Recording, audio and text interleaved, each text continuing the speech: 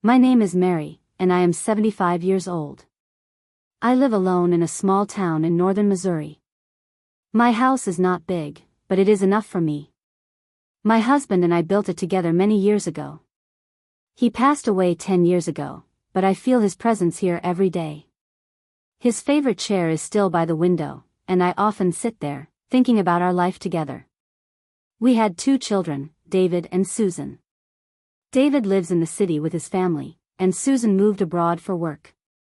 We talk on the phone sometimes, but I have not seen her in years. I miss them both, but I understand they have their own lives now. Every morning, I wake up early and make a cup of tea. I sit at the kitchen table, looking out the window at the garden. I planted those flowers with my husband, and they remind me of him. After breakfast, I take a walk around the neighborhood. It is quiet here, and I enjoy the peace. On my way, I often meet Mrs. Thompson, my neighbor. We chat for a few minutes before I continue my walk. After my walk, I return home and do some chores. I clean the house, tend to the garden, and sometimes bake a pie. These small tasks keep me busy and give me a sense of purpose. In the afternoon, I like to read. I have a shelf full of books that I have read many times. They are like old friends to me. In the evening, I make dinner and eat alone. I set the table for one, but I imagine my husband sitting across from me.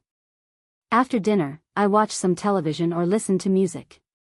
My days are simple, but I find comfort in my routine. One day, I received a phone call from David. He sounded worried and asked if I was managing okay on my own. I assured him that I was fine, but he insisted on visiting soon. I was happy to hear from him, but his concern made me uneasy. I wondered if he thought I could not take care of myself.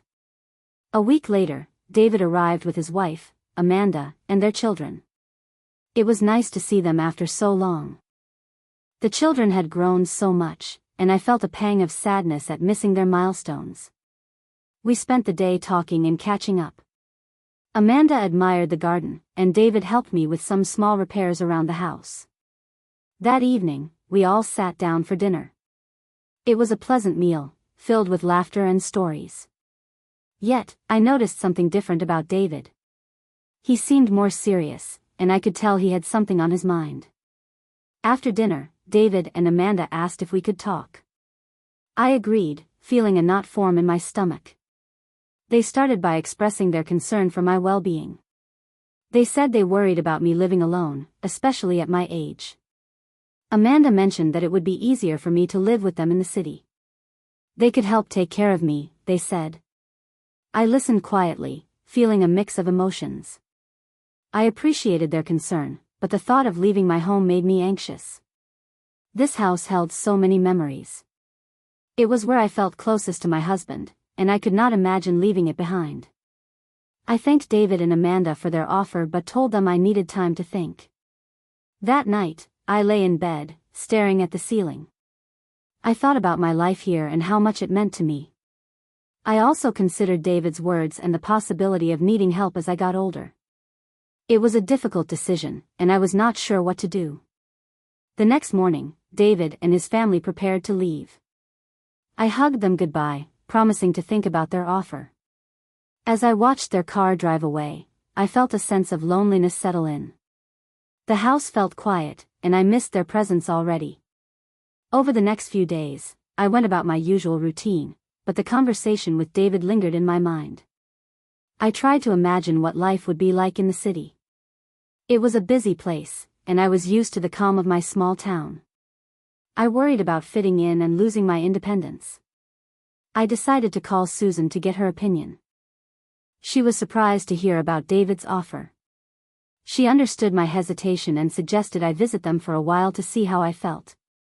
Her advice made sense, and I promised to think about it. As the days went by, I realized how much I valued my independence. I liked making my own decisions and living life at my own pace. But I also understood that there might come a time when I needed help. It was a difficult balance to find. One evening, I went for a walk to clear my mind. The sun was setting, and the sky was painted with shades of orange and pink. I walked the familiar path, feeling the cool breeze on my face. As I walked, I thought about my husband and what he would have done. He was always practical, and I knew he would want me to be safe. When I returned home, I sat in his chair by the window. I looked out at the garden, thinking about all the changes that had happened over the years. Life was full of surprises, and I knew I had to be open to new possibilities. I decided to call David and tell him I would visit for a week. It was a small step, but it felt right. I needed to see for myself what life with them would be like. I was nervous but also hopeful. Maybe this was the next chapter of my life, and I needed to embrace it. As I packed a small bag for my trip, I felt a mix of emotions. I was leaving behind the comfort of my home, but I knew I could always come back. My heart was with this house, but my family was important too. I reminded myself that change was a part of life, and I had faced many changes before. The next morning, I boarded a bus to the city. I watched the familiar landscape pass by, feeling a sense of anticipation. I did not know what the future held, but I was ready to find out. As the city skyline came into view, I took a deep breath and prepared myself for whatever lay ahead. When I arrived at David's house, he was waiting at the bus station. It was good to see him again. His face lit up when he saw me, and he gave me a big hug. We loaded my small suitcase into the car and drove to his home.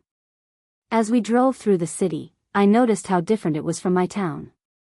Tall buildings and busy streets filled with people and cars. It was noisy and full of life, unlike the quiet I was used to. When we reached David's house, Amanda and the children greeted me warmly. Their home was large and modern. It had big windows and shiny floors. Amanda showed me to my room. It was in the basement. The room was small, with a bed, a dresser, and a chair. There was a tiny window near the ceiling, but it did not let in much light. It felt different from my home, but I told myself it was just for a short visit. The first evening was pleasant. We all sat down for dinner, and the kids were eager to share stories from school. They talked about their friends, sports, and hobbies. It was lively at the table, and I enjoyed listening to them. After dinner, Amanda and I cleaned up the kitchen while David helped the kids with their homework. It was nice to be part of a family routine, even if I felt like an outsider. Later, David and Amanda sat down with me in the living room. They asked how I was settling in and if I needed anything. I thanked them for their hospitality and said I was fine. Then, David brought up the topic that had been on my mind since our last conversation. He asked if I had thought about moving in with them permanently. Amanda joined in, saying they could provide for me and make sure I was safe. I hesitated, feeling the weight of their concern. I knew they meant well, but leaving my home was difficult to consider. I told them I needed more time to think about it. They nodded, understanding my hesitation. Amanda suggested I take my time and see how I felt after a few days. I appreciated their patience and decided to keep an open mind. The next few days were busy. I helped Amanda with household chores and cooked meals for the family. The children had school and activities, so the house was often bustling with activity. I tried to fit into their routine, but it was tiring. I missed the quiet of my town and the comfort of my home. At night, I lay in bed, thinking about my life and the choices before me. One afternoon, while David was at work and the kids were at school, Amanda and I sat in the kitchen. She asked about my life back in Missouri and how I spent my days. I told her about my routine, the garden, and my walks. She listened, nodding, and then said she hoped I would feel at home here. She mentioned how much the children enjoyed having me around. I felt a pang of guilt, knowing they wanted me here, but my heart was still in Missouri. I appreciated their love, but I was not ready to let go of my independence. I thought about my husband's chair by the window and the flowers in the garden. They were a part of me, and leaving them felt like losing a piece of myself. One evening, after dinner, David asked if we could talk. We sat in the living room, and he seemed more serious than before. He told me he was worried about my safety and the possibility of an accident at home. He mentioned a recent fall I had, which I had brushed off as nothing. But he seemed genuinely concerned. He said they could take care of me here and make sure I was okay. I understood his worry, but I also felt overwhelmed. I felt like I had to choose between my home and my family. It was not an easy decision. I told David I was grateful for his concern but needed more time. He nodded, but I could see the disappointment in his eyes. I felt torn and unsure of what to do. During my stay, I noticed small changes in David. He seemed stressed, often talking about work and financial concerns. Amanda seemed tense too, and I wondered if their worries were more than just about me. I felt a growing unease, sensing there was more to their proposal than just my well-being. One day, when Amanda was out and the kids were at school, I overheard a conversation between David and someone on the phone. He was talking about money and seemed worried. He mentioned something about needing help with a loan. I felt a sinking feeling in my stomach, wondering if my home was part of their plan. Later that day, I asked David if everything was okay. He smiled and said everything was fine, but I was not convinced. I decided to be patient and see if he would open up about his concerns. I knew he loved me, but I also needed to understand his true intentions. As the days passed, I found comfort in small moments. Watching the children play, cooking meals, and talking to Amanda. I tried to focus on the positives, but the thought of their proposal lingered in my mind. I was torn between the love for my family and the attachment to my home. On the last day of my visit, Amanda surprised me with a small gathering. They invited some friends and neighbors over for tea. It was a pleasant afternoon, filled with laughter and stories. I enjoyed meeting new people, but I missed my quiet life in Missouri. As the day went on, I realized how much I valued my independence and the life I had built. That evening, I sat with David and Amanda. I thanked them for their hospitality and love. I told them how much I appreciated their offer, but I needed more time to make a decision. I explained that my home was more than just a place, it was a part of me. They nodded, understanding my feelings. As I packed my bag for the journey home, I felt a mix of emotions. I was grateful for their love but relieved to return to my home. I promised to think about their offer and keep an open mind. I knew it was a big decision, and I wanted to make the right choice for myself and my family. The next morning, David drove me to the bus station. We hugged goodbye, and I thanked him again for everything. As the bus pulled away, I looked back at David, standing there with a hopeful smile. I waved, feeling a sense of closure and anticipation for what lay ahead. As the city faded into the distance, I thought about my life and the choices before me. I knew I had to make a decision soon, but for now, I was content to return to my home, my garden, and the memories that filled my days. I hoped to find a way to balance my love for my family and my need for independence. When I returned home to Missouri, I felt a wave of relief wash over me. The familiar sights and sounds welcomed me back. My little house looked just as I left it. The garden was still blooming, and everything seemed in its place. It felt good to be home, surrounded by memories of my husband and the life we built together. Over the next few days, I fell back into my routine. I took my morning walks, tended to the garden, and read my favorite books. The quiet comforted me, and I realized how much I cherished my independence.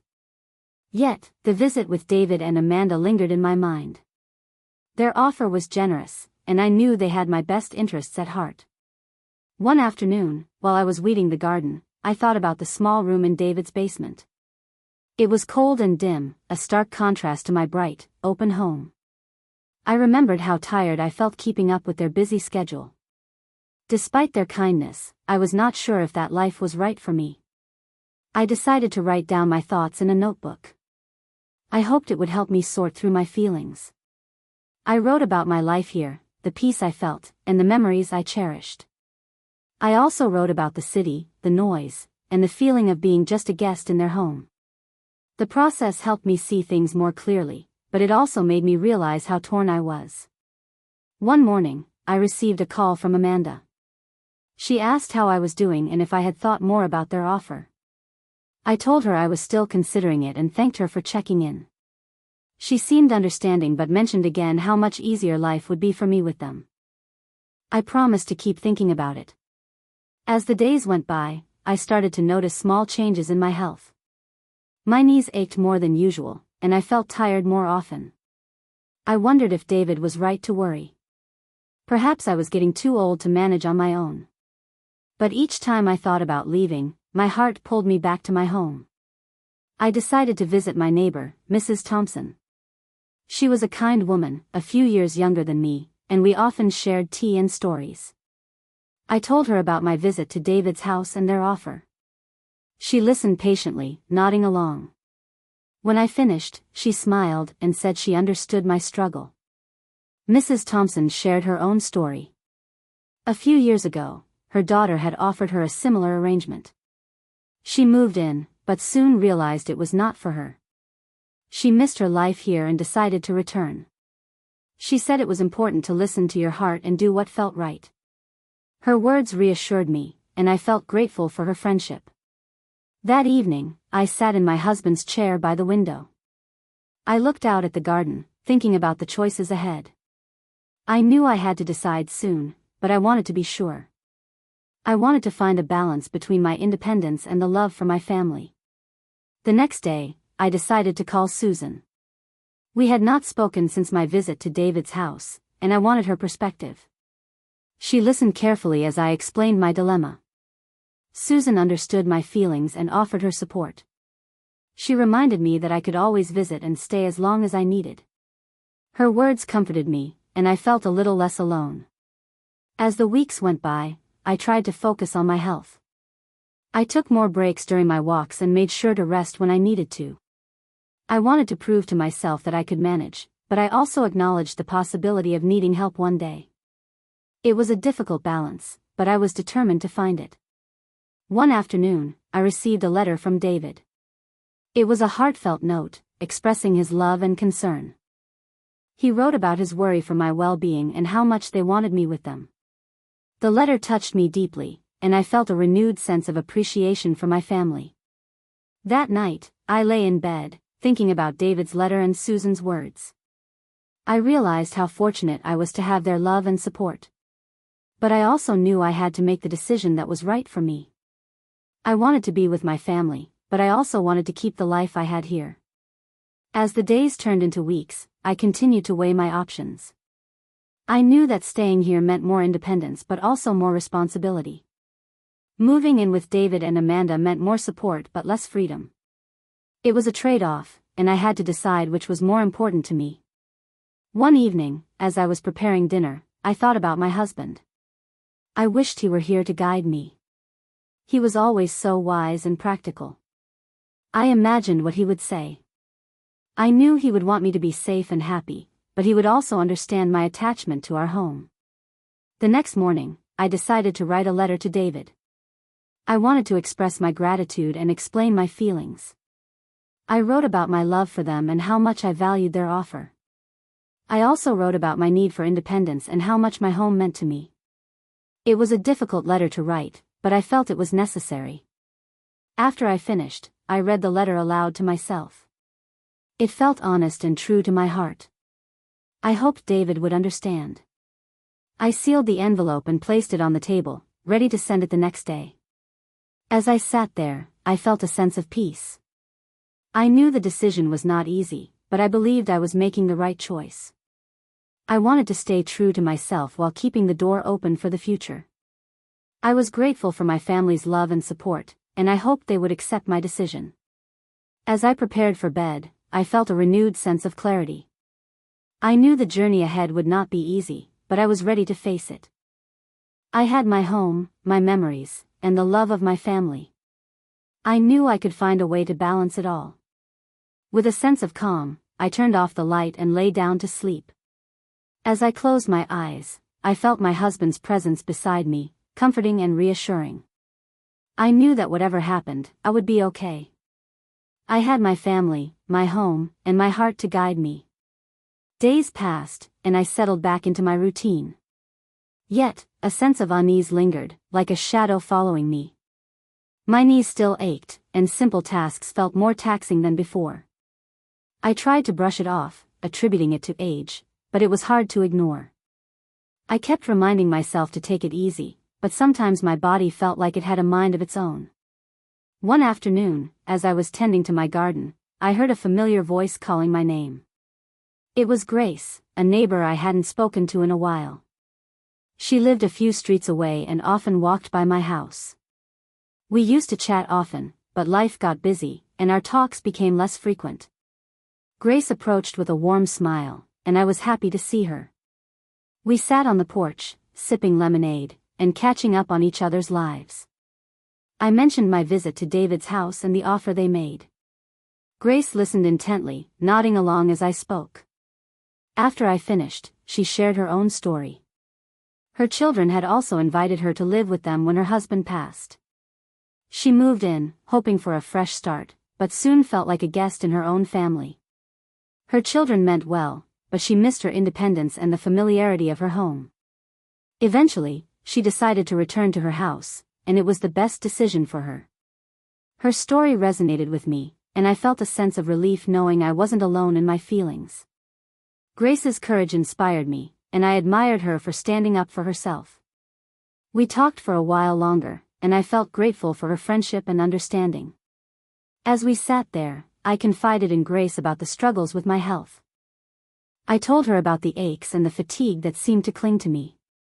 She suggested I see a doctor, just to make sure everything was okay. I hesitated at first, not wanting to worry anyone, but her concern made me reconsider. That evening, I thought about Grace's words and decided to make an appointment. I knew it was important to take care of myself, and I wanted to be sure there was nothing serious going on. I called the doctor's office the next day and scheduled a visit for the following week. In the meantime, I did my best to listen to my body and rest when needed. I also spent more time writing in my notebook, expressing my feelings and thoughts. Writing became a source of comfort, helping me process the complex emotions I was experiencing. One day, as I was writing, I remembered the conversation I overheard at David's house. The mention of financial strains and loans unsettled me. I wondered if they were considering using my home as collateral. The thought made me uneasy, and I realized I needed to address it with David. The following week, I visited the doctor. The checkup went smoothly, and the doctor assured me that my aches were likely due to age and overexertion. He advised me to take it easy and prescribed some mild pain medication to help with the discomfort. I left the office feeling a mix of relief and determination to look after myself better. A few days after my appointment, I received a call from David. He asked how I was doing and if I had made any decisions. I told him about the doctor's visit and the advice to take it easy. He seemed concerned but supportive. I took a deep breath and decided to bring up the financial conversation I overheard. I asked David if everything was okay and mentioned my worry about their finances. There was a pause on the other end of the line, and I felt my heart race. David finally spoke, explaining that things had been tight recently, but they were managing. He assured me they had no intention of involving my home in their financial matters. I felt a wave of relief, but also a lingering doubt. I wanted to believe him, but the nagging feeling remained. I thanked him for his honesty and told him I appreciated their offer but was still considering my options. David understood and reiterated that their home was always open to me. After the call, I sat quietly, reflecting on our conversation. I wanted to trust David, but I couldn't shake the feeling that there was more to the story. I decided to talk to Grace about it. Her experience and advice had been invaluable, and I trusted her judgment. The next day, I visited Grace and shared my worries. She listened, nodding thoughtfully, and suggested I seek legal advice. She told me about a local senior legal aid center that helped older adults with such concerns. Grace offered to accompany me, and I agreed, feeling grateful for her support. A few days later, we went to the legal aid center together. The staff was kind and welcoming. They introduced me to a lawyer named Thomas. He listened attentively as I explained my situation, my worries about my home, and the conversation I overheard. Thomas assured me that I had rights and options to protect my home and finances. He explained the process of ensuring my property remained secure and advised me on steps to take if I ever felt pressured. Thomas's words eased some of my fears, and I left the center feeling more confident and informed. As Grace and I walked home, I thanked her for accompanying me. Her support meant the world to me, and I felt fortunate to have her in my life. We talked about the importance of standing up for oneself and protecting what mattered most. That evening, as I sat in my husband's chair, I thought about the path ahead. I knew I had tough choices to make, but I felt stronger and more prepared. I was determined to maintain my independence while keeping the door open for my family. I realized that love and independence did not have to be mutually exclusive. I could cherish my family while also preserving my autonomy. It was a balance I was willing to fight for, and I knew I had the support of people like Grace to help me along the way. As the sun set, I felt a renewed sense of purpose. I was ready to face whatever came next, armed with knowledge, support, and the strength of my convictions. I knew that no matter what, I would protect my home, my memories, and my dignity. After my visit to the Legal Aid Center, I felt more aware of my rights. Thomas had given me valuable information, and I realized I needed to be proactive in protecting my home. The thought of losing it was unsettling, and I knew I had to take action. One morning, as I was having my tea, I decided to call the Legal Aid Center again. I wanted to make sure I understood everything Thomas had told me. The receptionist was kind and connected me with him. Thomas explained that I could take steps to ensure my house was secure. He mentioned creating a living will and setting up a trust to protect my assets. The idea of a trust was new to me, but Thomas explained it simply. It was a way to manage my property and make sure my wishes were respected. He offered to help me set it up and promised it was a straightforward process. I felt grateful for his guidance and agreed to meet him again. A few days later, I returned to the center. Thomas greeted me warmly and walked me through the paperwork. He explained each step, making sure I understood everything. As we worked, I felt a growing sense of empowerment. I was taking control of my future, and it felt good. After we finished, Thomas congratulated me on taking these steps. He reminded me that I was not alone and could reach out anytime I needed help. His words reassured me, and I left the center with a newfound confidence. As I walked home, I thought about my journey so far. The past few months had been challenging, but I had learned a lot about myself. I realized I was stronger than I thought, and I was capable of making important decisions. I felt proud of myself for standing up for my rights and taking control of my life. That evening, I called Grace to update her on my progress. She was thrilled to hear about the trust and congratulated me on taking action. We talked for a while, sharing stories and laughter. I was grateful for her friendship and support, knowing I could count on her. A few days later, I received a call from David. He asked how I was doing and if I had thought more about their offer. I told him I was still considering it but had taken steps to ensure my home was protected. There was a pause on the line, and I sensed his surprise. David asked what I meant by protected, and I explained about the trust. I told him it was a way to manage my property and make sure my wishes were respected. He seemed taken aback but said he understood. I hoped he realized I was serious about maintaining my independence. As our conversation continued, I sensed a shift in David's tone. He seemed more respectful of my decisions, and I appreciated that. I reminded him that I loved him and his family, but I needed to ensure my own security. He said he understood and promised to support whatever decision I made.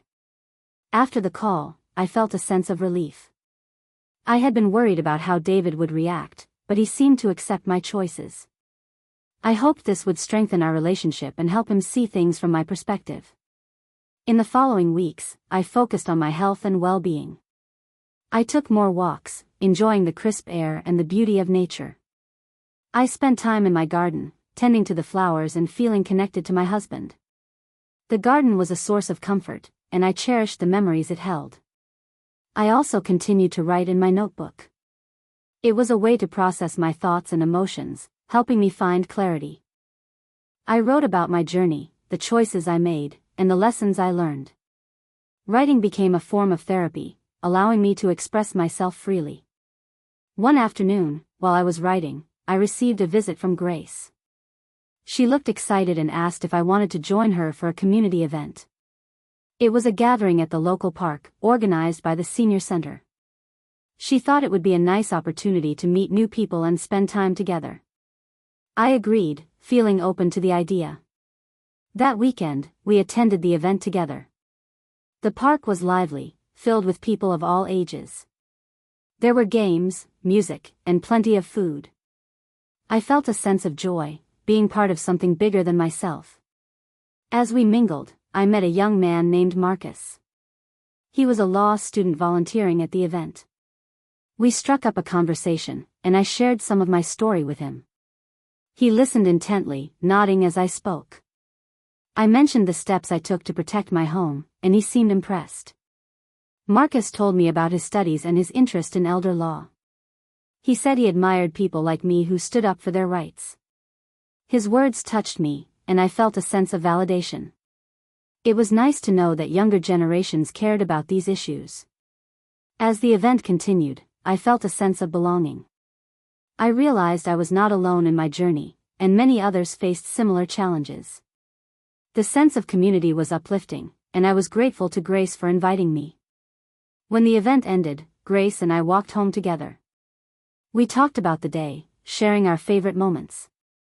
I felt a sense of happiness, knowing I had friends and support around me. I realized that while my home was important, so was the community I was becoming a part of. That evening, as I sat in my husband's chair, I reflected on the experiences of the past weeks. I felt a deep sense of gratitude for the people in my life who supported me. I knew I had made the right decisions, and I was proud of the steps I took to protect my future. I understood that life was full of choices, and it was important to listen to my heart. I was determined to cherish my independence while staying connected to my family and community. With their support, I knew I could face whatever life brought my way. As I prepared for bed, I felt a sense of peace. I knew I was on the right path, and I was ready to embrace the future with confidence and hope. I had my home, my memories, and the people who cared for me. I was not alone, and that made all the difference. The weeks passed, and I felt settled. I was more at ease with the decisions I had made. My home was protected, and I was taking better care of myself. I continued to enjoy my routine, feeling grateful for the peace it brought me. One morning, as I was having breakfast, I received a call from David. He sounded different, more serious than usual. He asked if we could talk about something important. I agreed, feeling a bit anxious about what he might say. Later that day, David arrived at my house. He seemed tense, and I could tell something was on his mind. We sat in the living room, and I offered him some tea. He thanked me and took a deep breath before speaking. David opened up about the financial struggles he and Amanda were facing. He explained that things had been difficult, and they were trying to manage as best they could. He mentioned the idea of using my house as collateral for a loan, but quickly added that he understood my decision to protect it. His honesty surprised me, but I appreciated his openness. I could see that he was under a lot of stress, and my heart went out to him. I knew he was trying to do his best for his family, and I wanted to help if I could. I told David that I respected his efforts and was grateful for his honesty. I assured him that I loved him and his family, but I needed to make sure my own future was secure. He nodded, understanding my position, but I could see the disappointment in his eyes. I felt a mix of emotions, torn between my desire to help and my need to protect myself. I knew I had to stand firm in my decision, but it was difficult to see my son struggle. I wished there was a way to help without compromising my own security. As we continued talking, I suggested he seek advice from a financial advisor. I mentioned that there might be options he hadn't considered. David seemed receptive to the idea, and I hoped it would offer him some guidance. After our conversation, I walked him to the door. We hugged, and I reminded him that I was always here for him. He thanked me for my support and promised to keep me updated on their situation. Once David left, I sat down, reflecting on our conversation. I felt a sense of sadness, knowing he was going through a tough time. But I also felt a deep sense of resolve, knowing I had made the right choice to protect my home and independence. The next day, I received a call from Marcus, the law student I met at the community event. He wanted to check in and see how I was doing. I appreciated his kindness and shared some of the recent developments in my life. Marcus listened attentively, and I could tell he cared about my well-being. He offered his support and reminded me that I was doing the right thing. His words provided comfort, and I felt grateful for his friendship. As the days went on, I continued to focus on my health and well-being. I took more walks, spent time in the garden, and wrote in my notebook. These activities brought me joy and helped me stay grounded. One afternoon, I received a call from the Legal Aid Center. Thomas wanted to follow up and see if I needed any more assistance. I was touched by his concern and assured him that I was doing well. I thanked him for his help and promised to reach out if I needed anything. As I hung up the phone, I felt a sense of gratitude for the support network I had built. I realized that I was not alone, even when facing difficult decisions. I had friends, family, and professionals who cared about my well-being. That evening, I decided to call Susan. I wanted to update her on everything that had happened. We spoke for a while, and I could hear the pride in her voice as she listened to my story. She praised me for my strength and courage, and her words warmed my heart. Susan reminded me that I had always been strong and independent, and she admired my ability to stand up for myself. Her support meant the world to me, and I felt fortunate to have her in my life. As the days turned into weeks, I felt a growing sense of peace. I knew I had made the right choices, and I was proud of the steps I had taken to protect myself. I learned that it was possible to love my family while also maintaining my independence. One afternoon, Grace stopped by for a visit. We sat on the porch, sipping lemonade and enjoying the warm breeze. I shared the recent events with her, and she listened with a knowing smile. She had been through similar experiences and understood my journey. Grace reminded me that life was full of challenges, but it was important to stay true to oneself. Her words resonated with me, and I felt grateful for her friendship and wisdom. As we sat there, I realized how much I had grown. I had faced difficult decisions and emerged stronger. I was more confident in my ability to navigate life's challenges, and I felt ready to embrace whatever came my way. That evening, as I sat in my husband's chair, I reflected on the path I had taken. I felt a sense of peace, knowing I had made the right choices for myself and my family. I was proud of my journey and grateful for the support of those around me. I understood that life was a balance of love and independence, and I was determined to maintain that balance.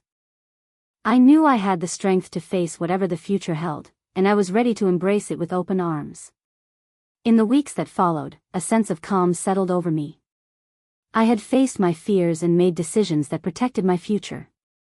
My home was secure, and I felt more at peace with my choices. I was grateful for the support and understanding of my friends and family. One morning, I received a letter in the mail. It was from David. He had taken my advice and met with a financial advisor.